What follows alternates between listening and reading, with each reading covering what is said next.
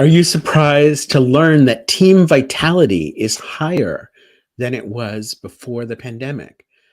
I was. I mean, given the level of complexity and chaos and pain that people are in today, I suspected that when we published this research, looking at data from all around the world, we would see that team vitality had declined. And it did in the middle of the pandemic, but now it's actually bounced ahead of where it was in 2019. We're going to be exploring this question of vitality today and some of the findings from this breaking research that we can apply as leaders, as change makers, supporting teams to create performance and thrive despite the chaos around us. So with that, I'd like to welcome our panelists. And I'd like to ask you each to introduce yourself by telling us 1 to 3 keywords. When you look at this report, what are a couple keywords that come up for you about this research? FC, let's start with you. Hi, I'm FC. I'm from the EQH group. I'm based in Malaysia and Singapore.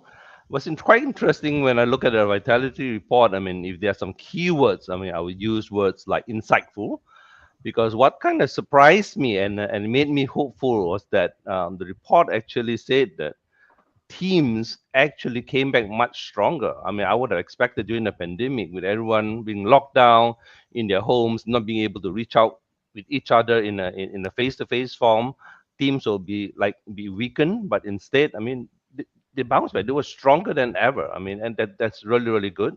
And the second keyword I'm thinking about is affirming, because I mean, all along we've always felt that trust is such an important equation to the entire relationship within the team, right? And the dynamics of the team. And so that this report certainly proved that without any clear doubt, without any doubts, that it's coming through very, very strong, that trust is an important element.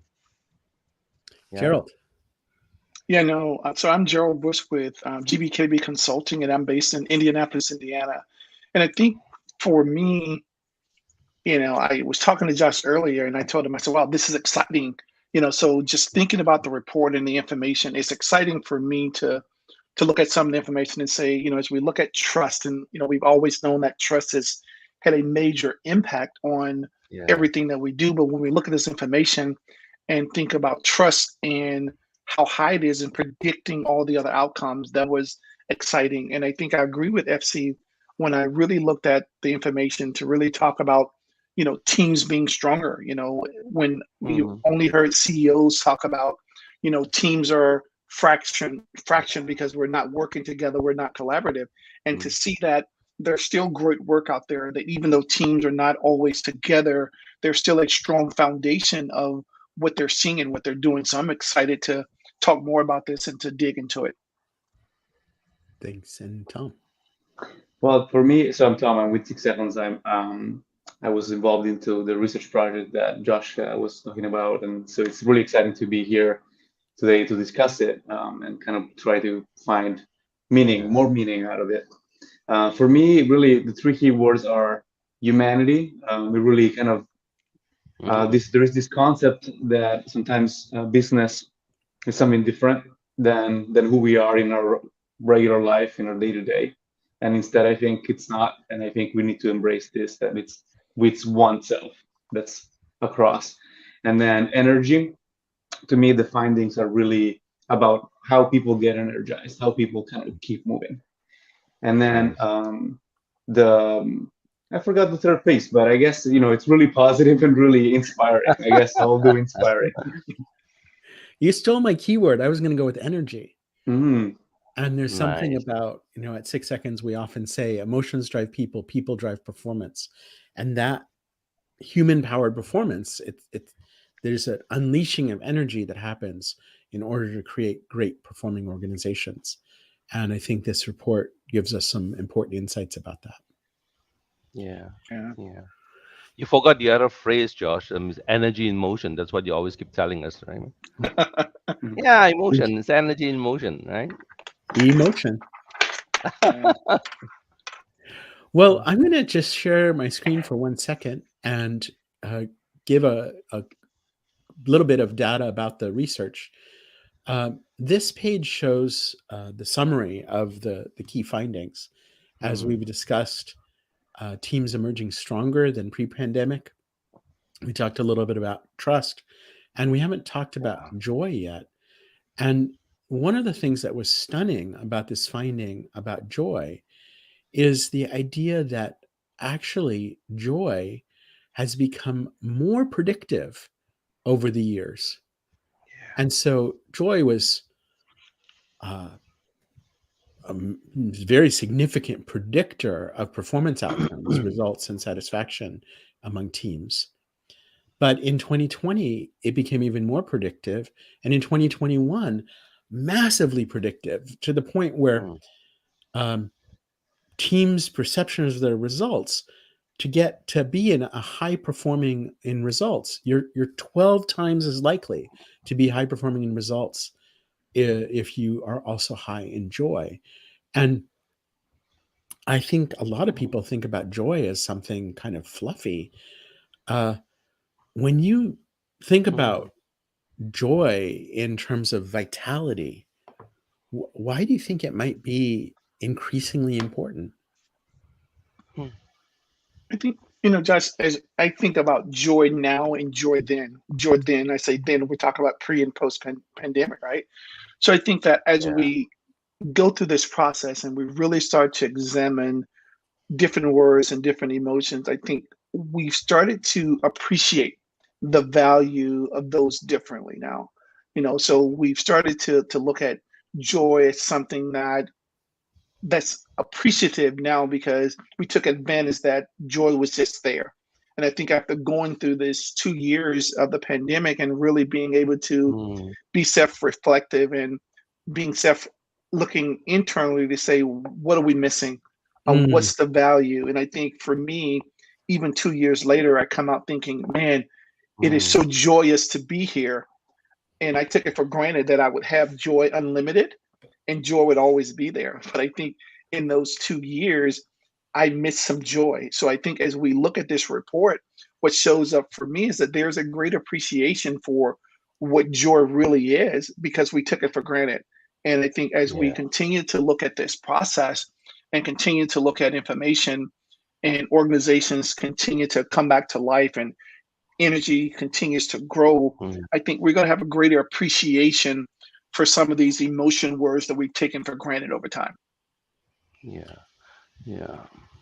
I mean, I was thinking gratitude and taking things for granted. What's interesting about the data was that 2020 was the year that we were all introduced to this nasty virus. Right? That was the year we all got hit, and we all thought that it's going to be just a 2 months lockdown, and that stretched on for like, I don't know for how long. And when the end of the year came, Christmas came, year end came, hey, you know what? Good riddance to bad rubbish kind of stuff, and we were moving to 2021 with some excitement, and then we found out that 2021 was bad. I was just talking to some business folks just the last couple of weeks, and they were telling me that although 2020 was when the lockdown occurred, 2021, when everyone expected the economy to revive, 2021 turned out to be even worse because businesses, unlike the larger boys where they had they're sitting on lots of cash reserves, they were running out of cash. People were actually being stretched right to the brim, right? So 2021 was really, really bad. So if you compare between 2020 and 2021 for most businesses, in fact, for most livelihood, was really, really bad. And what was interesting about the data was that joy jumped even higher in 2021, which proves that, when going gets really tough, people find ways to embrace the very ordinary.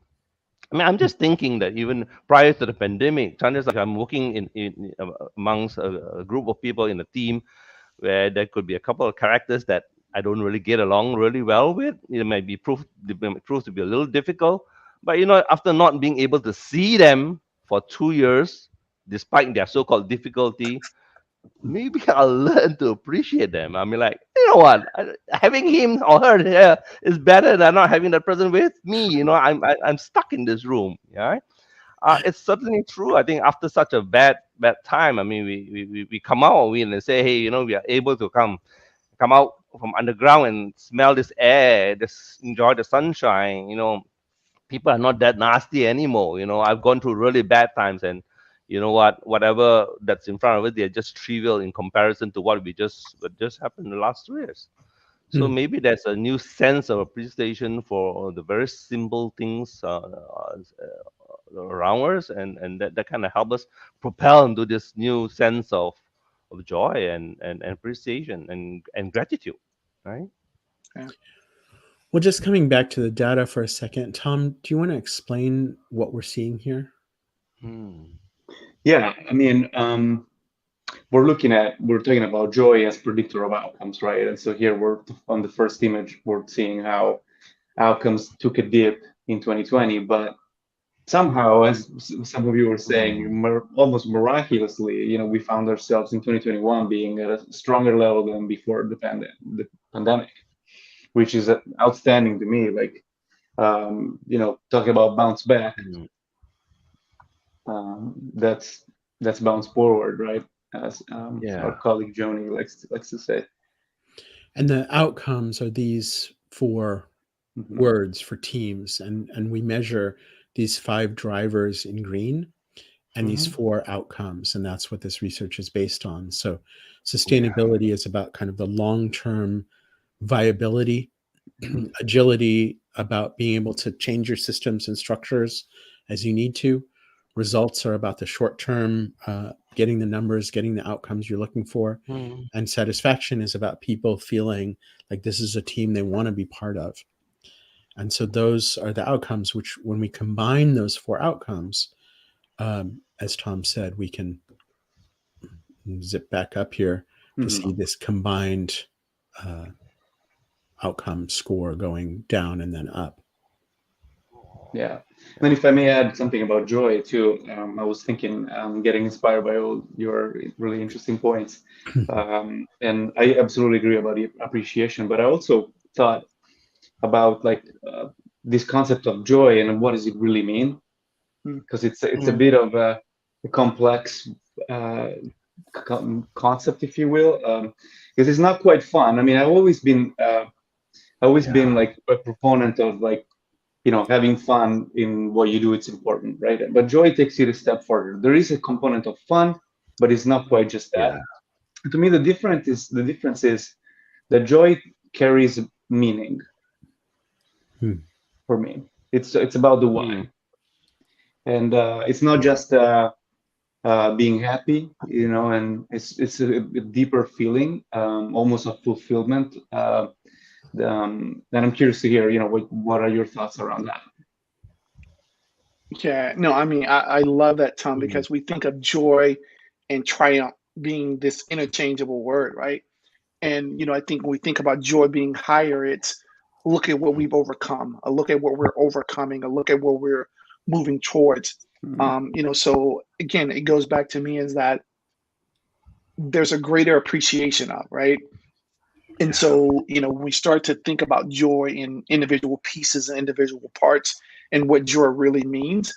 I think, as we start to break those words out, whether we're talking about, being victorious or we're talking about being triumphant in a process, we're talking about what we achieved in this time frame. So I think as we really start to look at joy and break it apart and start to put it back together, we get a different appreciation in just a 3-letter word, because that word becomes so much bigger and so much more meaningful and so much more foundational in that. So I think, again, looking at the pieces of the word and what it really means, I think if we ask people about joy in 2019 and ask people about joy in 2021 and in 2022, I think we'll get a different conversation about what joy really is. And I have a feeling that it's not like a quick emotion. It's almost like it's something that lingers for longer. Yes. Yeah. Like happiness kind of bubbles up, but joy is kind of beneath the surface. I like what Tom said. I mean, the joy being connected to the why, because it suggests something more powerful, it suggests something deeper. There's a lot more depth in that. But I just want to add on that we don't want to walk away also thinking that joy is something that we should pursue and that we should be perpetually in that state. I mean, then really that's not what life is. What reality is. I mean, there will certainly be moments of doubt, frustration, uncertainty, and what have you. But joy comes through a lot more powerfully. There's this sense of satisfaction at the end of the day, kind of thing. Hmm. Yeah. So that makes it a bit more complete. That it's not just in that state of joy throughout the entire day, but really, that fills you up. Yeah. I think a lot of companies struggle with this because when they hear something like, well, joy is a major predictor of Mm, performance, they say, oh, well, let's go buy some video games. yeah. Let's have Or a a ping drink. pong table. Yeah, like, oh, well, the cool kids are, have games in the office. I guess we better do that too. Yeah. And Yeah. kind of confusing the kind of material markers with the emotional meaning. Yeah. And I think the other struggle too, Josh, is organization. Well, how do I measure that, right? How do I measure joy? Mm, Do I measure it by how many people at the pool table or in the game room? Do I measure it by how many people who are showing up on Friday for an open drink? How do we measure joy? So I think as we look at this information, it gives organizations an opportunity to see here's how you can measure joy and sustain it and see how to sustain it over time, right? Versus this abstract word that, yeah, we know it's happening, but we don't know how to measure it, right? I also like this idea of going beyond satisfaction. We think about it from, I know Gerald and FC, you both have a lot of your work involves organizations that pay a lot of attention to customers. And FC, you have a ton of absolutely. Yeah. background in customer experience and the idea that, Yeah. satisfaction has very little predictive value in customer experience. But delight or joy has Hmm. profound implications for Yeah. customer behavior. Does one of you want to talk about that?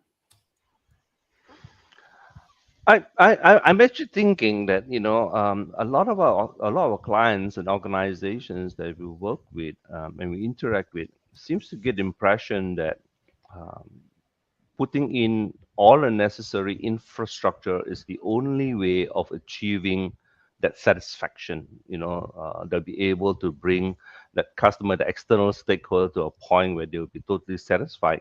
But very often we forget that as equally as powerful or contributing factor is the people side, the people element.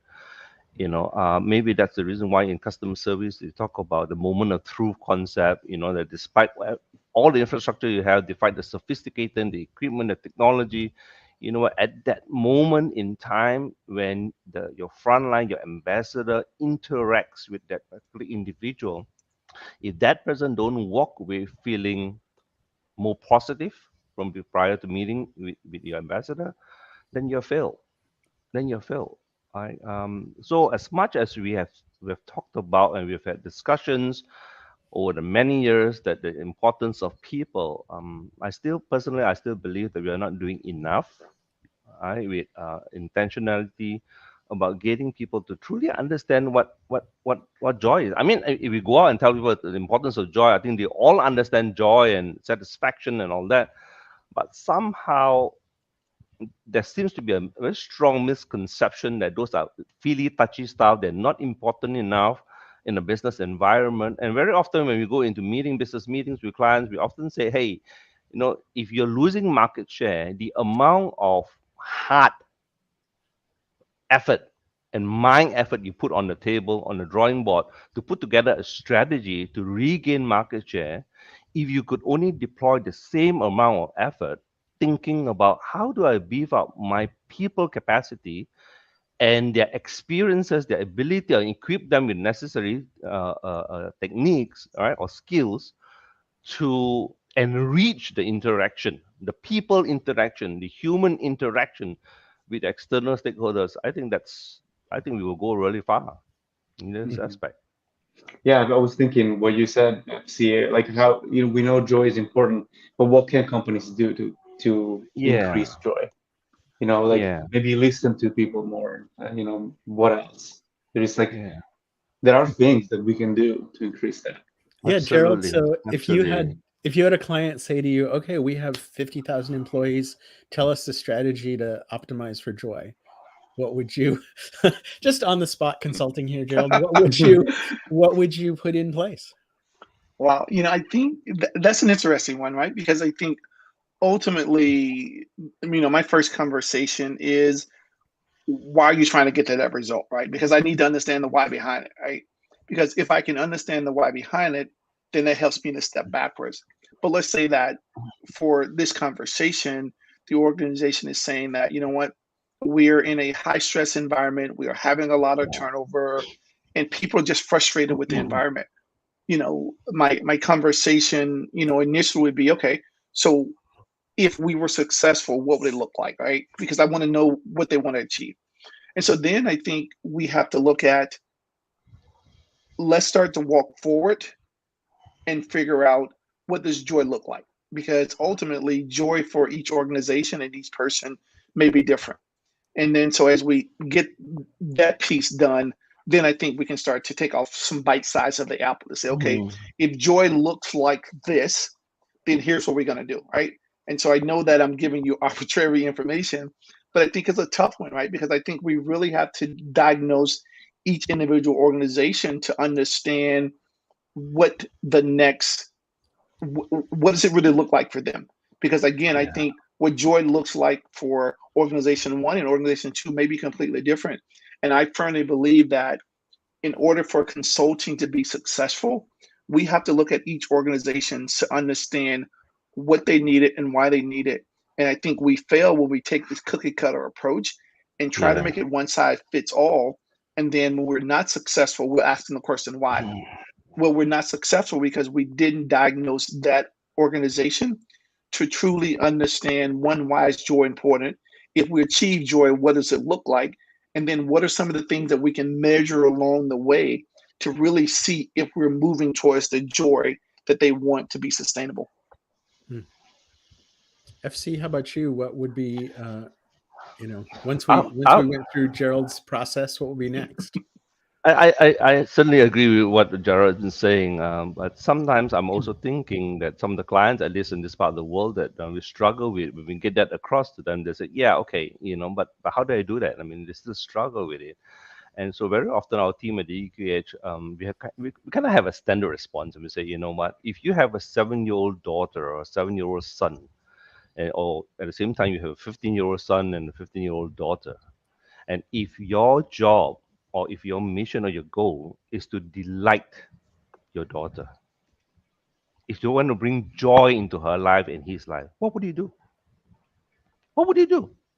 You spend time, you listen, right? You respond accordingly. And if she needs a hug, you give her a hug. It's really giving that personal attention with only one goal in mind, her interest, his interest. So if if the 50,000 employees can approach our external stakeholders with that in mind, I think we know what to do. I mean, every one of us. I mean, no one is born as a parent. I mean, we all struggle. There isn't a dummy's guide to parenting. We all know that one kid and the next kid is absolutely different. They're worlds apart, right? And parents for centuries have managed to get this through, right? And so that means really at the end of the day is, what do we focus on? If we get the focus right, everything else falls in place. Because if I don't believe in subscribing to this customer's interest is more important, I mean, you can equip me with everything I want, but when I'm under stress, those goes out the window because I forget what I need to do. And when I feel I'm under attack and when the customer is screaming at me, you know what? There's absolutely no way I'm going to think about her interest or his interest, because it's all going to be a fight or flee, right? So I think if we keep our eyes focused on caring for the person that's on the other side of the fence, I think that will go a long way, in helping us. It just reminds me of that amazing piece of music by Beethoven, Ode to Joy. And it's such a spiritual piece of music. Yeah. And I mean, and it is used as a hymn as well. And there's something about connecting at a deeper level with people, with purpose, as Tom said. I think it was Tom. Connecting with people, connecting with purpose, connecting with meaning, connecting with what's larger than ourselves. And I think from a team perspective, there's a piece of it's not just fun. It's like we're doing something together that matters. And that sense of shared work taps into a very basic human driver. Yeah. Yeah, I mean, I think, one of the things FC talked about earlier was organizations who really invest in their people. And I think you can tell there's a major difference in organizations who truly invest in their people than organizations who don't. And I think, as we're talking about joy, we're really talking about what's at the essence of each individual person and what's at the essence of what the organization wants. Because ultimately, joy in what the organization may want may not align with the employees, and what employees want and joy may not align with the organization. So I think that's where it's critical that we truly define what it looks like and how we get there. Because if we're on a journey to achieve joy and it's not aligned, then we're never going to get there. We're just on this road of conversation.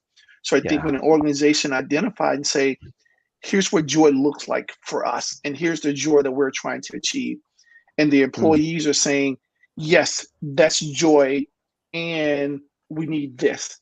And then so now we're moving parallel to each other. So at some point we're going to get to a point where we start to merge this word of joy, and the organization is achieving it, and they see the value.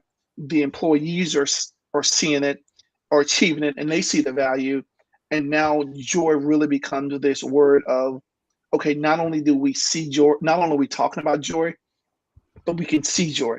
Not only can we see joy, but we can feel it. And not only can we feel it, but now it's starting to show up in everything that we do. And that goes back to, the foundation of culture, right? How do we sustain this to create the success that we want? Well, just to back up, go ahead. No, I just want to say I love what Jarrod said, about being able to draw out and articulate in such a manner that all the respective stakeholders understand what joy means to them, and how joy relates to them respectively. Because individually, I mean, we look at joy, that concept of joy, quite differently from each other. Yeah. So just backing up a step, I mentioned this research is using the vital signs tools, and this is the team vital signs model. It's almost the same as the organizational and the leader vital signs.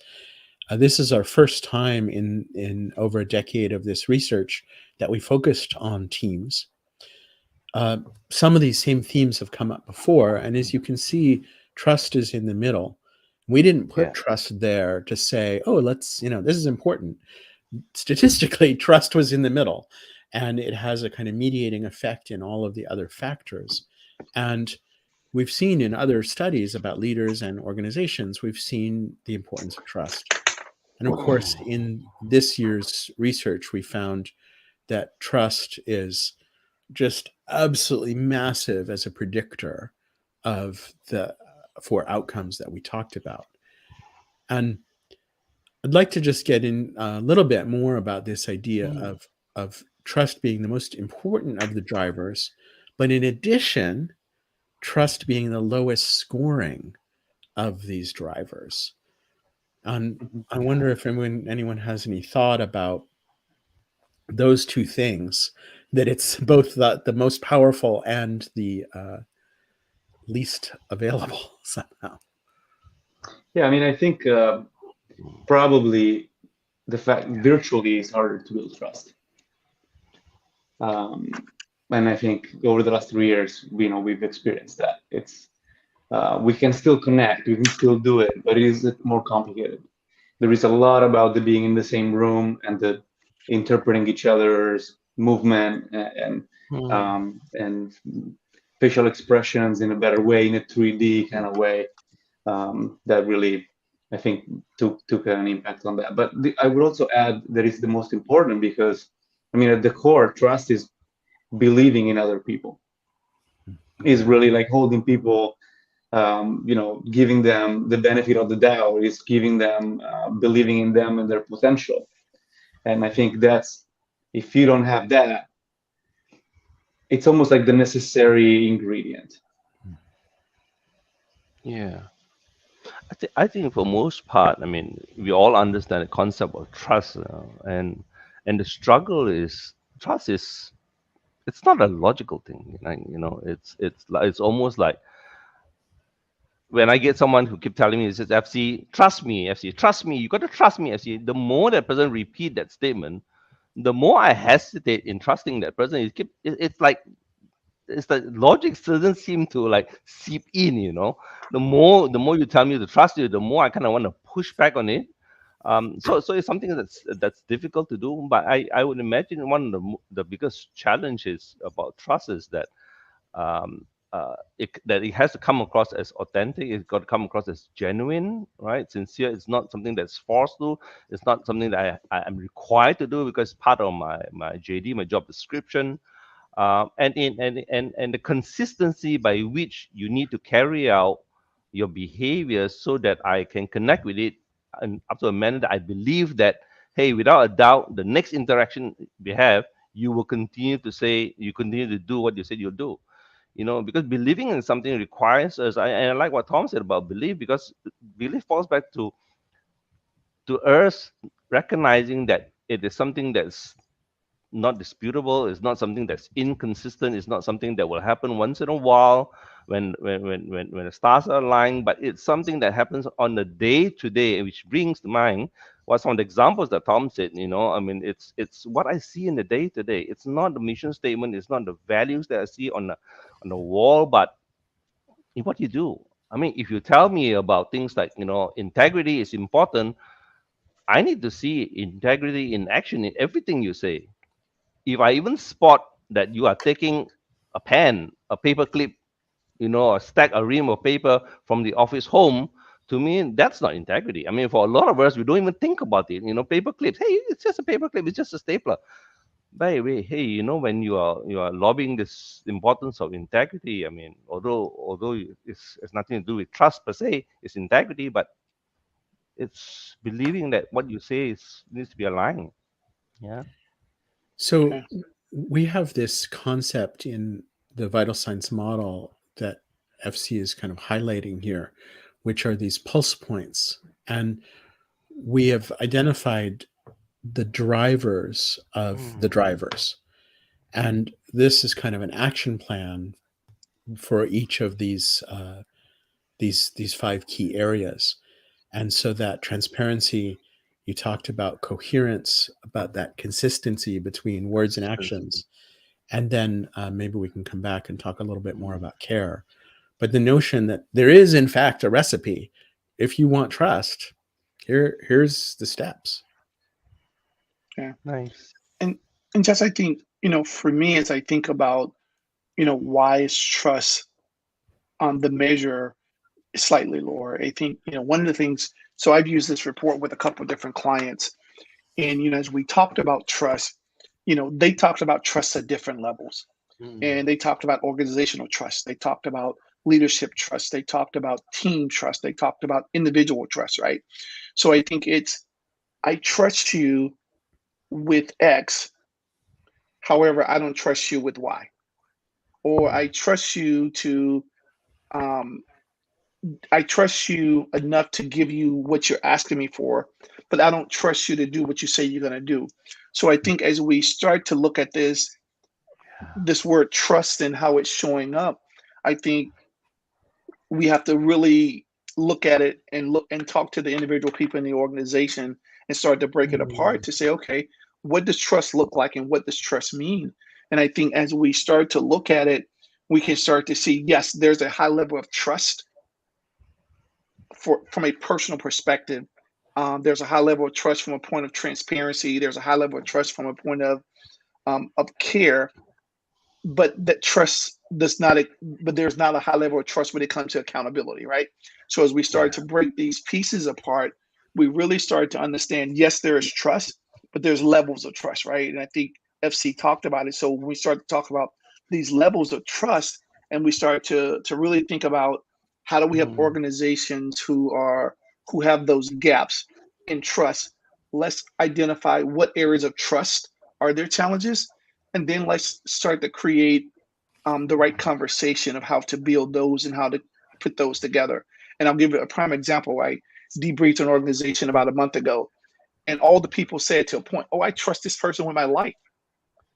However, I don't trust them to do what they say they're going to do when it comes to our process. So I trust them that with everything that I own. However, I don't trust them that if they say they're going to give me this report by Monday at 5, that I'm going to get it at 5. So I think we're talking about two different types of trust, right?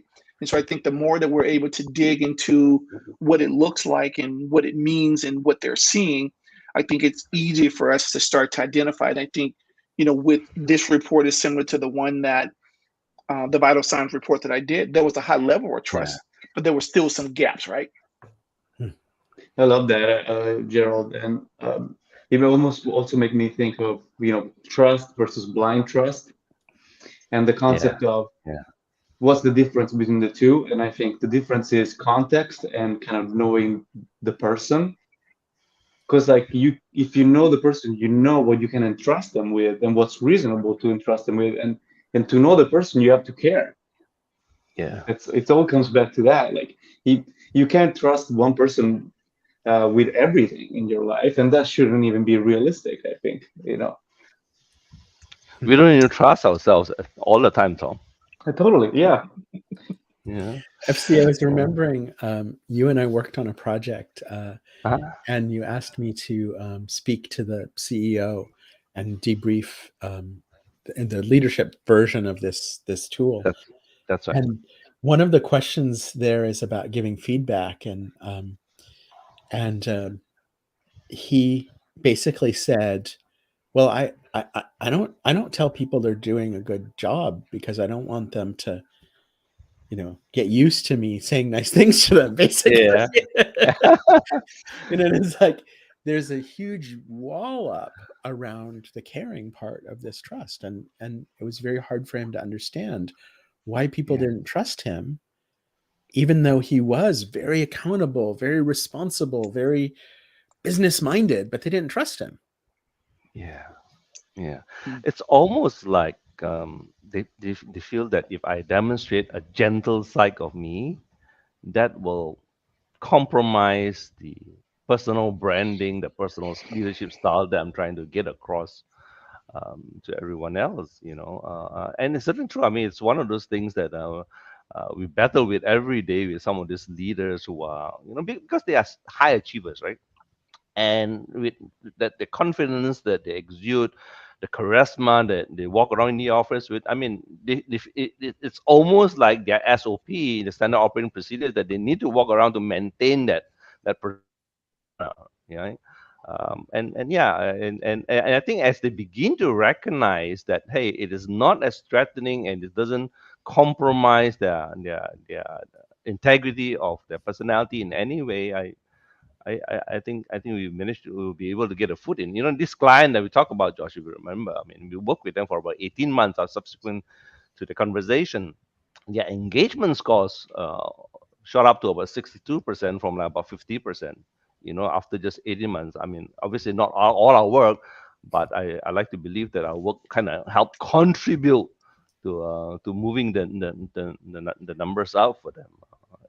That was a very good client that we worked with. I remember when we were talking about trust with you guys, when I was first introduced to 6 Seconds, Josh, and you started talking about trust and all that. I came back from California and I thought to myself, I said, this trust element is interesting and we all know it, but how do we get it out into the marketplace? So what I did was I did a mini survey in Malaysia and Singapore, and put out a random survey, and I think we covered like about 300, 400 executives and leaders across many industries.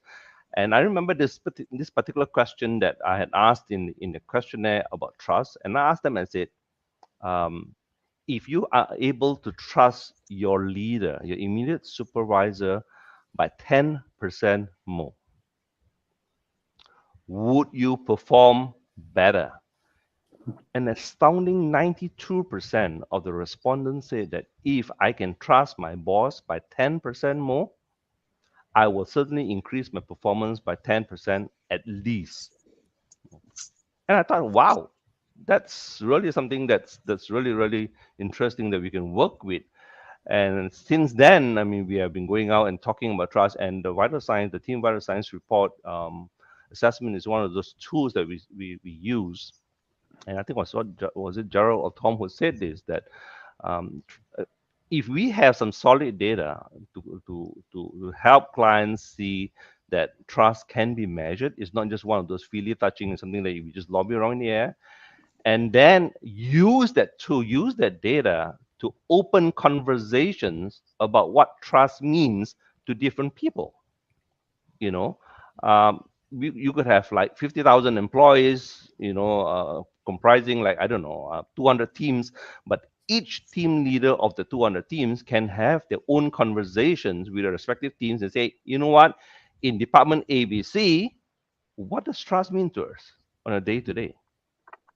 Then the next team in the same organization can have the same conversation with his or her team members and say, so what does trust mean to us?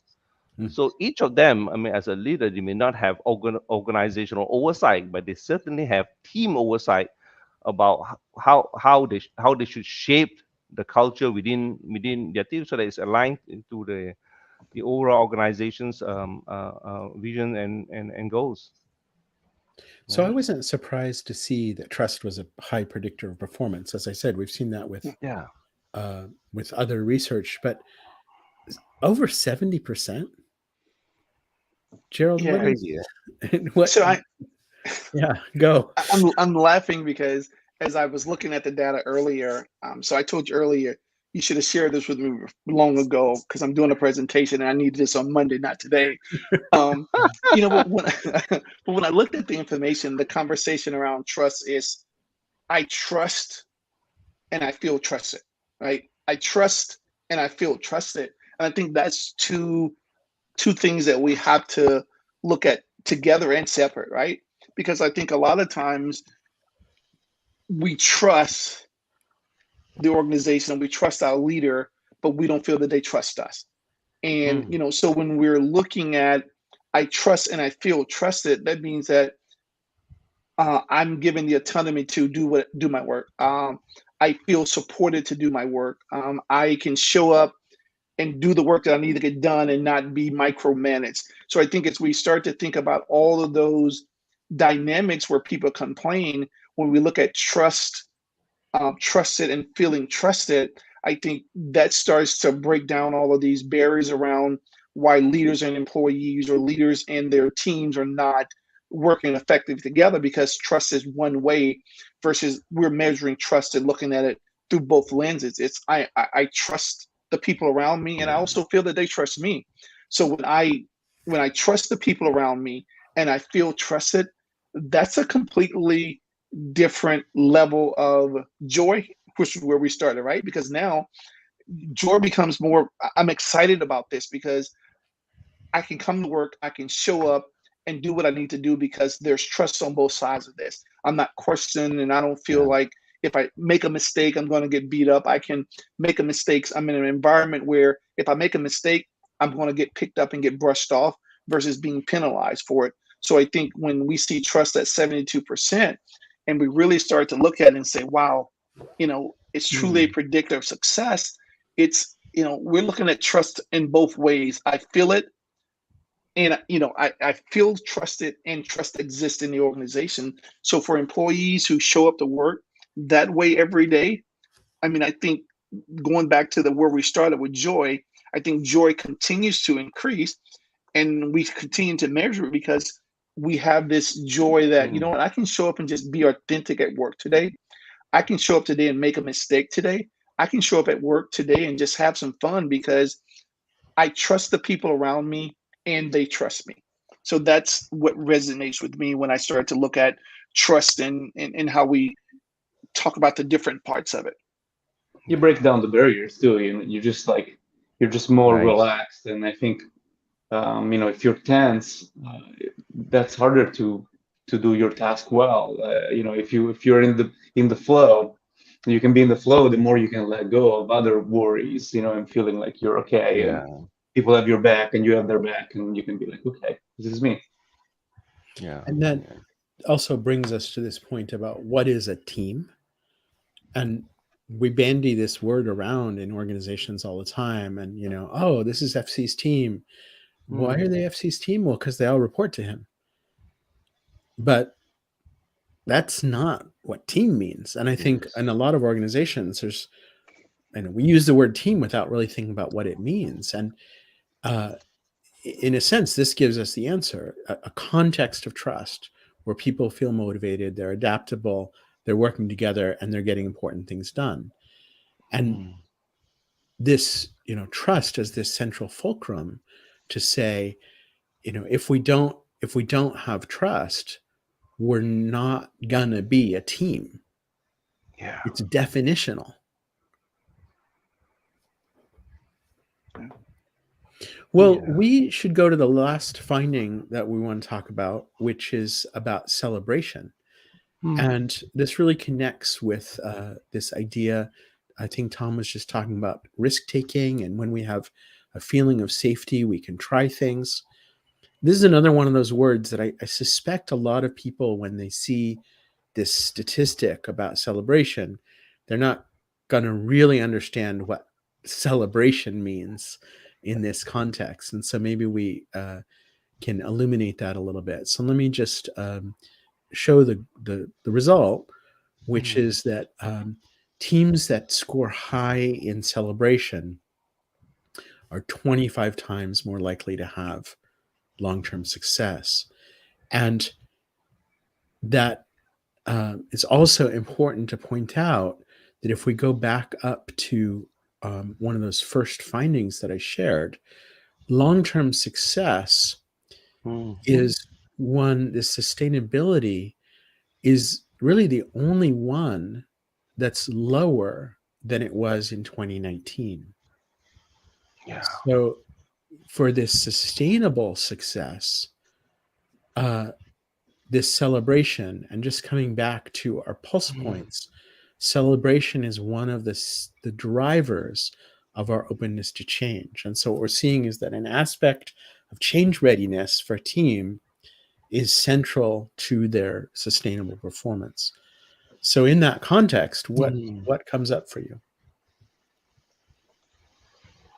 I think celebration as a concept, I mean, we all understand what that means. It's party time, and yeah, I mean, and we go to businesses and say, one of the strategies that you need to do for sustainability is to begin to celebrate. I bet you I'm going to get a lot of attention in the boardroom, and so I think it's very important. So when we use this concept of celebration, we got to break it down very quickly. That, hey, it's not just party time, celebration is it's really a coming together to celebrate your victory, your triumphs, and giving recognition, And your the people are failures. recognized, and failures, and celebrate the failures, and it's a tough thing to do, but I think if we see that with a healthy light, with a healthy lenses, then it's really about what it bombed. It bombed. So yeah, let's what can we do? Why did it bomb? And really getting in that conversation and asking, going around and say, why did it bomb? And not assigning a blame.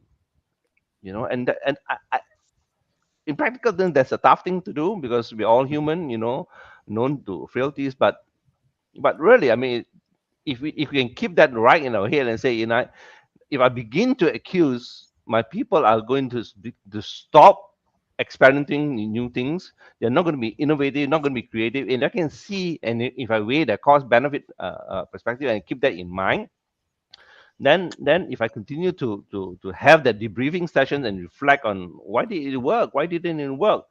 In fact, we can even do that for triumphant moments as well. Why did that work? Why were we so successful? Why were we in our best element? So if we have that conversation, in victories and in failures, then it becomes something that's consistent. That's part of a culture. Then I think that would help, so that people don't see that, hey, it's going to, my boss is only going to hold that event because we bombed or we blundered. But whether it's to celebrate success or to celebrate failure, it's something that we do as part of life in our team, so I think that helps get the message across that it's okay to fail, so long as we learn from it. Those are precious, valuable, expensive lessons that we learn from it, and it enriches us, right? Tom, you Yeah, I want feel to like answer? it's interesting, and we think this is something that we do to ourselves too, but I Yeah. think we do also that to organizations and companies that we observe or we're part of. That need to be in failure, that we can't fail. Like failure has so much weight to it, that if by any chance we fail, it's the catastrophe, and almost like we Mm. don't understand, we don't remember how actually the world doesn't work that way. The world works in Yeah. either by cycles, right? We iterate and iterate and iterate, and we come up with new invention and new things all the time. Mm. And the other thing that kind of this made me think about is also like speaking about doing things to ourselves as well, like we do it to our teams and our companies, is like we move on way too fast. And what that does is that it Mm. drains you. Yeah. You either it's a success or a failure. You archive it because the pressure on time is there, and so you it's almost like nobody's forbidding you to take a moment and celebrate, but it almost doesn't make sense in this context of high Mm. productivity. And almost this we have this illusion that we better jump onto the next thing because like, oh, there's another threat tomorrow or another opportunity that we got to Yeah. seize. And that's why this is part of change, is Mm. this space of celebration. I remember when we wrote this originally, my co-author Max Guini said, well, a well-used failure is going to be worth more than some successes. Mhm. Nice. Yeah. Yeah. Nice. And so I like the word celebrate, Josh, because I think of celebration, and I often go back to, if you tell an 8-year-old kid that they're having a birthday party, and what does that celebration look like, right? There's energy Mm. everywhere, there's happiness everywhere, there's joy everywhere. There's this just uncontrollable urge just to let loose and let go, right? And I think when we talk about celebration for adults, it's a moment in time. We have this much time, right? We have a time frame on it. So I think, as we look at this to say, how do, celebration helps to create energy and sustainability. If we want our teams to see and do more, it's how do we celebrate um, the things that are happening around us, good or bad, so that we create this environment that we want more energy, we want more excitement, we want greater opportunities to learn from the things that we're doing, Yeah. and we're going to celebrate them, right? So, and it's not just a one-time thing or one-time occurrence, but it's how do we create the energy around the things that we want in our organization? How do we create this energy to move things that we want? And I think the more that we can create energy around the things that we're trying to do, the easier it is for people to start to move and keep moving, right? Because when energy starts to happen, it's Mm. contagious, right? Mm. When celebration happens, it's contagious.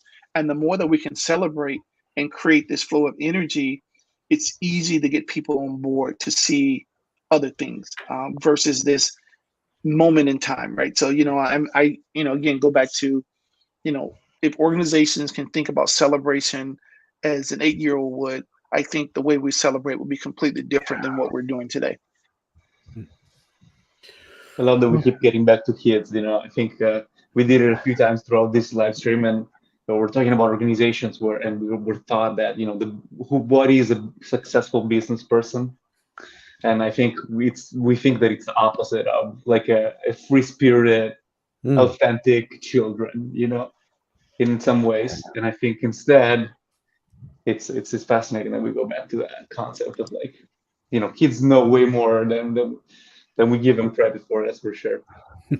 Yeah. well, this report is called Vitality. This is part of an ongoing research study we've been doing for Mm. many years, looking at what creates vitality in organizations, that life force. And I think this theme that keeps coming up around energy Tom and I shared keyword. We've talked about energy in terms of joy. We've talked about energy in terms of trust. We've talked about energy in terms of celebration. And I think we're short. We have an energy crisis. People are burned out. People are struggling. And, there's a shortage of this human energy. And if we don't harness it, our organizations are gonna fail. Yeah, absolutely right, Josh. I mean, it brings to mind there's a project that we had worked on. High performing team, they've got like nine direct reports in the team. The HOD felt that things were going right, but somehow he had this feeling that things was not quite right as well. Although the numbers coming in, the so-called energy was still there. So got us to work with them, and of course the team virus science was one of the tools that we used. And what was interesting was, to cut the story short, was that it opened an opportunity for them to have a conversation. If you look at their execution and teamwork scores, they were very high. They were on the mark. They were on point. In fact, at the halfway mark, they were already exceeding their full year target. But what was interesting was the motivation score came off, and what they realized was we had a conversation about it, and a lot of them are saying that, you know what, we have been pushing so hard in the last few years that we are beginning to feel tired. And quite a few of them actually said this during that dialogue and said, I can only see 12 months down the road, but beyond that, I'm not sure. Beyond that, I'm not sure. So obviously, I mean that signifies that energy is in crisis, and if we don't catch that, and by the time you run out of that energy reservoir, I mean, then it's going to be a lot more difficult to look for alternative source of energy. Yeah. And that comes up in this report as well. Again, this bounce back or bounce ahead, there's a cost. It's hard to do this, and so sustainability may be depleted. Well, folks, we are coming to the end of our hour here, so I'm wondering, Gerald, what's the piece of vitality you're excited to go share? If we had this conversation before Monday, what would you have said on your keynote? So I think for me, we talk about celebration, and I think, I look at this and say, we've never thought about celebration as a measure, but I think now, as we think about where we are now more than ever, we have an opportunity to celebrate. I mean, I think about organizational success. We've gone through a pandemic. We've had employees that have worked at home. Now we're bringing employees back to work. We've had more productivity last 2 years than we've had before. So there's just so many things for organizations to celebrate. People have been resilient. They've, even though we've gone through, all the changes, people are still showing up to do the work that needs to get done. So, my key takeaway from this is, how do we help organizations to understand the value of celebration and the energy to impact the energy of the employees that they want to get? Because I think we can talk about trust and some of the other things, but right now, with all the things happening around burnout, we really need to create energy to celebrate the things that we've done in the last 18 to 24 months.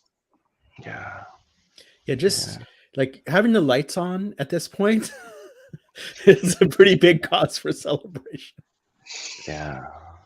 FC, what's your big well, my takeaway is going to be, I mean, the data, I mean, we'll continue to use the data to affirm why trust is such an important element. I mean, it's at the center of it all. It's really at the heart of it all.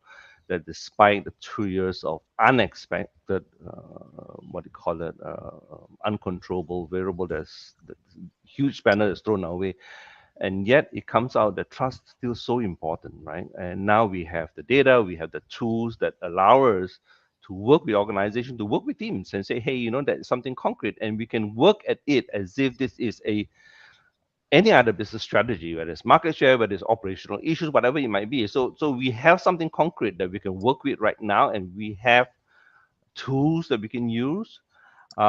And when you got to sustainability, I think celebration, the concept, I like what Gerald is saying. I mean, we can and use that as a possible intervention to help people who may be experiencing or encountering this burnout notion.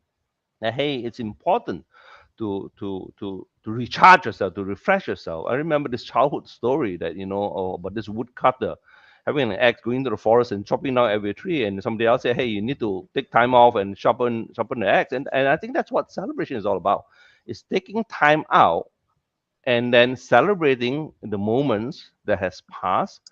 But more importantly, in those moments, we are able to demonstrate to the people that we lead, the people we work with, that they are important, because that's what life is. Life should be celebrated, in different forms. Whether in good times, whether bad times, it's still an opportunity for us to take a step back. And it's a bit of a downtime. We come together, build the camaraderie, huddle together, recharge, and say, okay, you know what, we are all leaning on each other. Let's take on the next challenge that comes across. Yeah.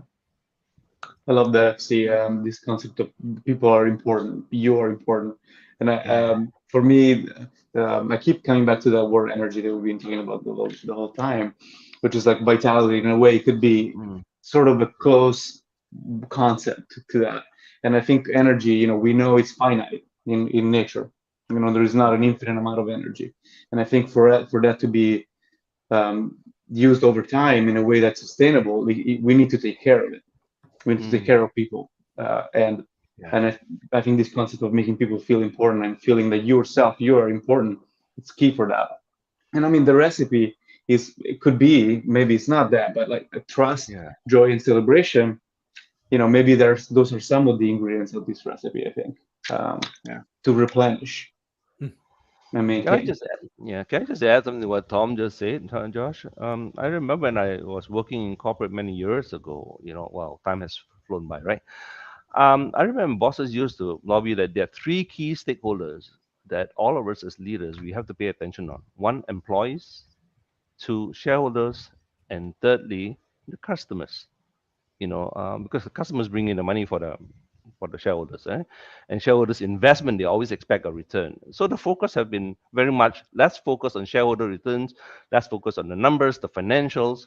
But really, the key to it all is that if we can keep our employees happy, joyful, and satisfied, then they will be in turn be able to help customers feel the joy and delight and be satisfied, and they in return will become loyal repeat customers that will keep the shareholders equally happy and joyful.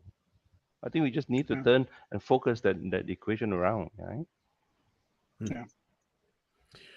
Well, there's so much more we could talk about. In the chat, I see there is the link to get your vitality report. So if you haven't gotten it, please go download it. It's free, and there's some fantastic information there.